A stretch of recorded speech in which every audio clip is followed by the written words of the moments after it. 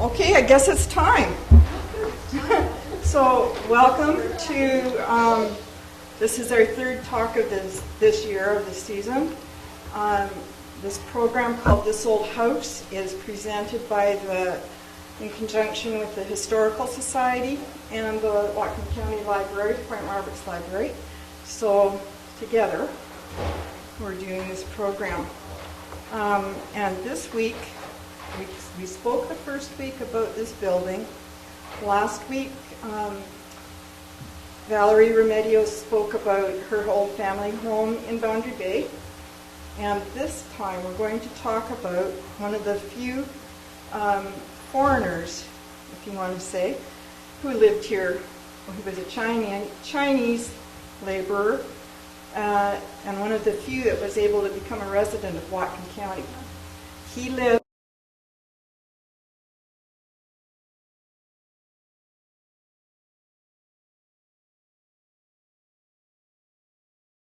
at the lighthouse. This is him in his garden, and he grew vegetables and flowers. If you go there in the springtime, you can still find maybe some chives and some bachelor buttons that he might have planted and sprouted from those seeds in his garden. His name was Ah That, and he was born in China in 1841. And there was a dream in China at that time that if you could come to the Canada or America, you could become wealthy beyond your dreams and bring money back to your family and marry and have a fine life, which never happened. I don't think any of them. But they were all employed in the canneries here in Point Roberts and up and down the coast. A lot of Chinese workers. Then many of them were in Bellingham. And then in 1885, the union workers and some of the politicians in Bellingham had a huge movement to expel all the Chinese. And they did. Every one of them was deported. And That slittered around a bit, and he eluded the authorities. And he came to Point Roberts. There's records of him working at Semiahmoo for a man named John Elwood, and having a restaurant there. What we do know is that he came here, he worked for the George Barker Cannery, and he was one of the ones in charge. Most of the Chinese laborers were just cutting and washing fish, but he was very skilled. He worked at other canneries up and down the coast, and so he was put in charge of a machine that would poke a tiny hole in the cans of salmon to let the air escape, and then a drop of solder was put there to seal it up again. So that was his job. Can hole punching machine, that was what it was. He built this house. Some say he built it out of driftwood. Other people say he bought the lumber. But he bought this house. He put up a white picket fence, and he grew his vegetables and his flowers. Later in years, in 1905, he bought a restaurant. I'll show you some pictures. This is the house where the Chinese laborers lived. It was called the China House. That's another picture. Down near the end of this road. Right. Mm-hmm. And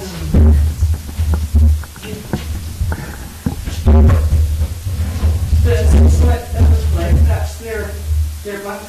That's the cannery there. And way over here was a restaurant that Al Fat bought in 1905. This is the inside of the cannery where all the cans were. Which cannery? The George Barker Cannery. The end of the road. The end of the road here. Oh, there's bottom of the gulf? Yeah, bottom of the gulf. So that's there if you want to come and look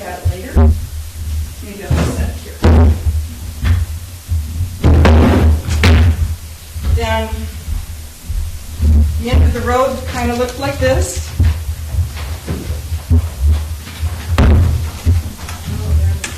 Yeah. There's a Chinese fisherman there. It's been reproduced as a quilt. That's outside. This is how it looked. Here's some of the fishermen. Would you like us to hold that up for you? No, that's okay. It can live here for a moment. People can come and look at it. So he took up residence at Semiahmoo Spit shortly after arriving in the United States. He worked there for John Elwood, who in 1891 described him as having been in the country for 35 years.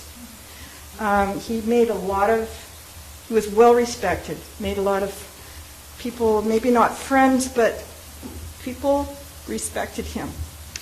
And when he was arrested for not having registered according to one of the laws, he had, but it was a clerical mistake.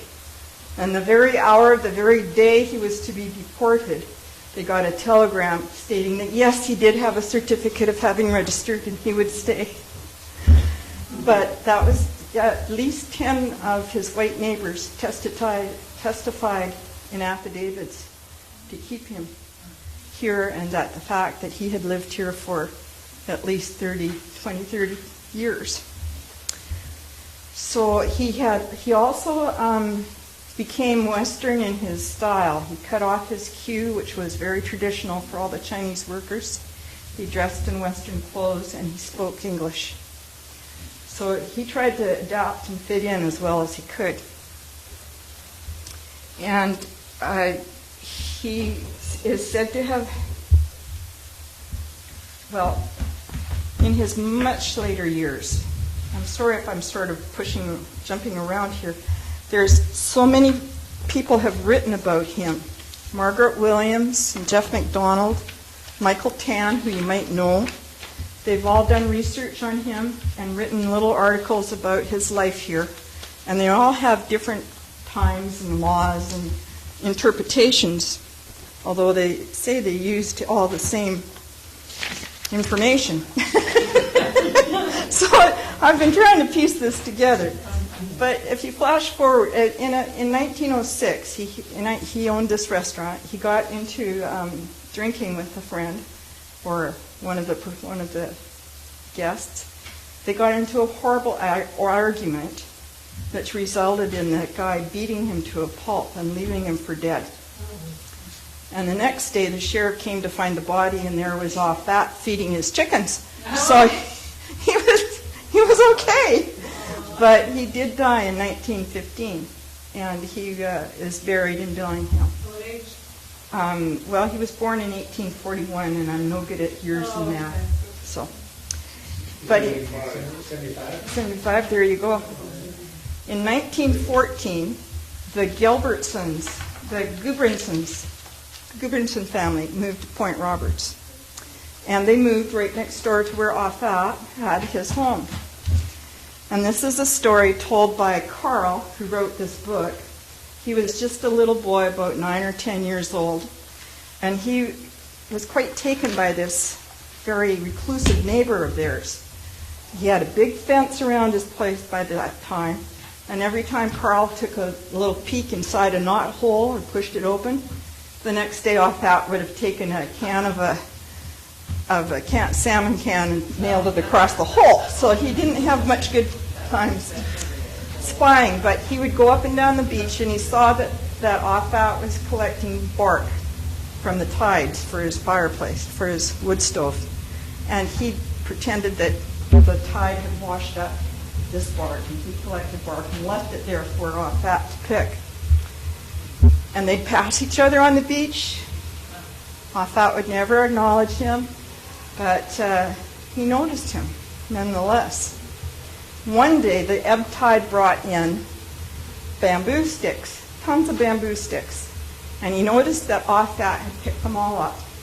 So he went and got some and put them where Fat would find them, and Fat took them back to his house and And Carl could not figure out what in the world he was going to do with all that.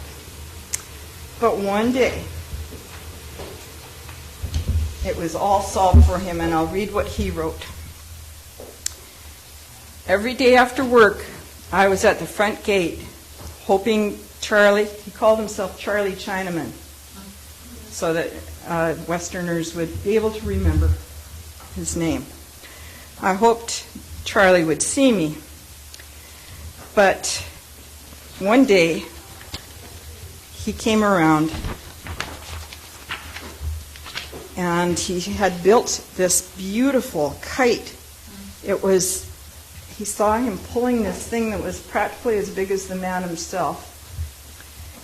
And he says that it was the bamboo poles within the high fence, the huge flying machine rose majestically into the air, higher and higher into the skies, until it was directly overhead from where I stood next to the sheep fence near the beach. It was a marvelously constructed Chinese kite, larger in size than any I'd ever hoped to see, much of it in paper-thin slats of bamboo that we gathered on the beach. Charlie and me.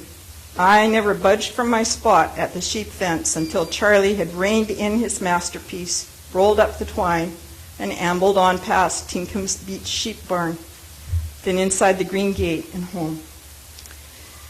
And after the first successful trial run, Charlie brought the big kite out far too sparingly to suit me, but always on a Saturday or a Sunday, it seemed, when school was out.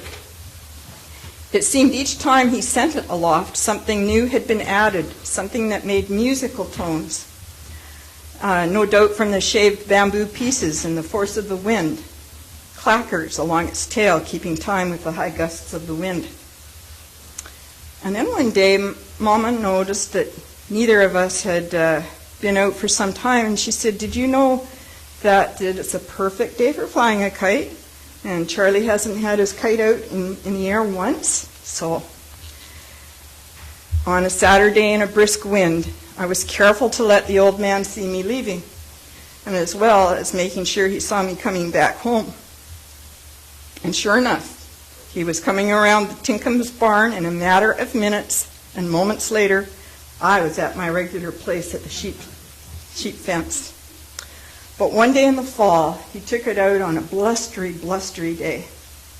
And Charlie found out that it was already too late to be flying kites. Knowing he was in deep trouble, he did the only thing possible. He brought it in inch by inch, holding steady or even slacking off in the more powerful gusts of wind. And each time I just held my breath. He made some headway, and the big kite was directly overhead where I stood. The sound makers and the clackers almost drowned out the sound of the storm around us, like a Chinese band playing boogie. Another powerful thrust of air came along, and the music stopped. The great kite seemed to hang in the air for a split second, then turn its tail to the wind as it dove headfirst into the raging surf and was swept to sea. It was a sad moment, not only for me, but all our family. But Charlie the Chinaman never batted an eye. He just pulled in the slack twine, rolled it into a ball, and then very slowly walked across the sand strip, past Colonel Tincom's sheep shed, then to the high wooden fence where he closed the green gate behind him.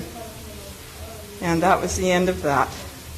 And that is the story of our earliest neighbor, whose name was Ah Fat, and he was a master maker of musical kites.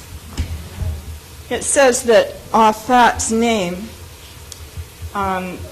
he wasn't fat, he was slim and slightly taller than many of his countrymen. Fat is a Chinese pronunciation of his given name, and it means prosperity. It's a very common name in Chinese. And Ah is something you add to a person's surname to show them friendly respect. So it was Ah Fat.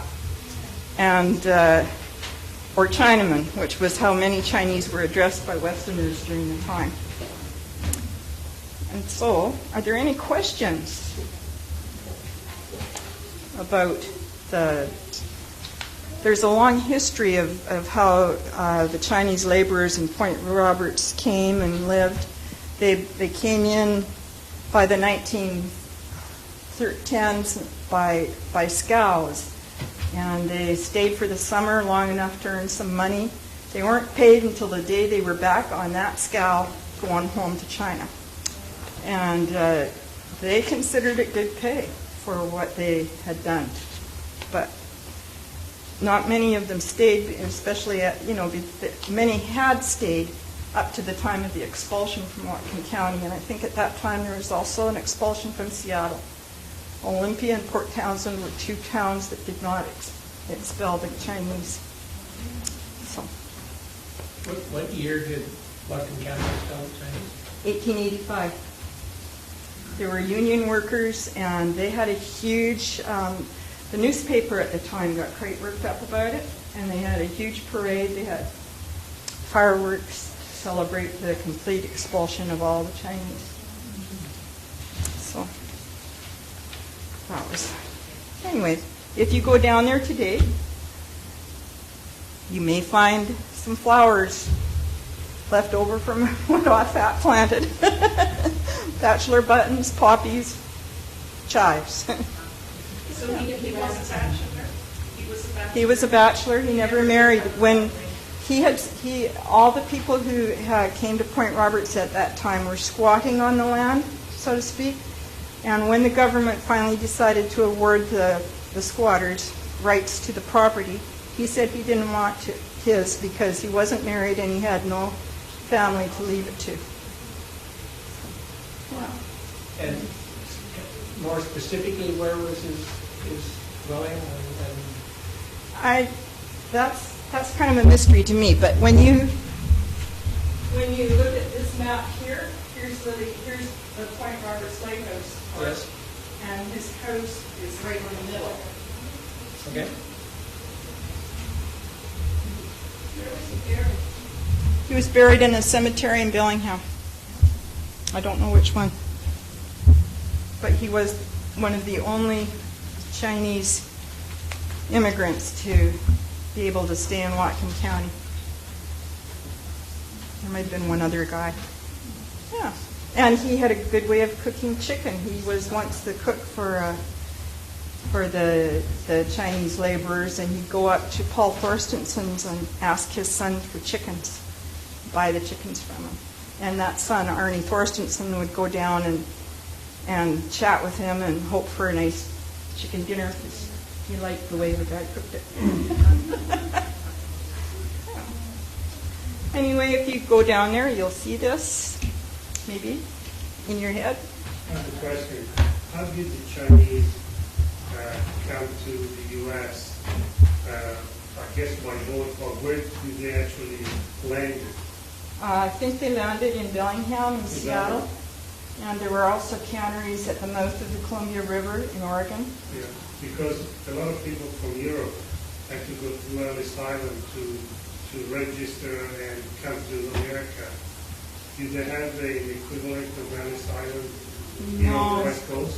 No, because these people came in just as laborers. They were just temporary workers. They weren't ever coming in as permanent residents. Okay. Yeah. They started in Washington, Sushi outside, and that has been moved there. You make it at Washington, Sushi? That's the car. 15? That's the one that's parking in the car. I've been blocking that way to... That was you, Paul. We'll get you. Okay. So, I don't know, maybe sometime you'll study the history of that, but that's a good thing to know about.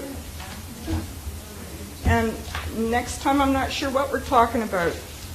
If you've got family memories that you want to bring up, if you want to talk about your old house, we can do that. But if nothing else, we'll talk about the church. How about the RNC next week? The what? The RNC next week. The Republican National Convention.